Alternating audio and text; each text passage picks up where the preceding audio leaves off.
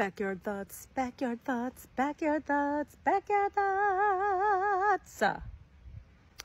My buddy and I were talking today about things flowing downriver in life.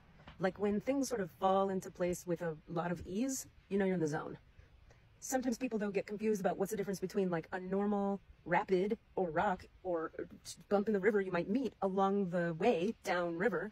What's the difference between that and like an insurmountable mountain that shows up in the middle of your river? Like, how do you know the difference between when you're fighting too hard for something and you're trying to push the river in a direction it's not going, and when it's just a normal bump in the road? How do you know the difference? What I have found is the best way to find out is sort of take your hands off the wheel of the boat you're riding down the river. In other words, stop trying to figure it out with your brain. Stop trying to guide the boat perfectly through the rapids.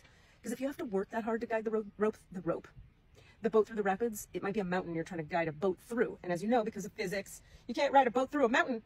At least not yet. Anyway, so if you just stop trying, take your hands off the wheel, which is a very Christian, Jesus-y thing to say, but sometimes Christians and Jesus-y people have it right.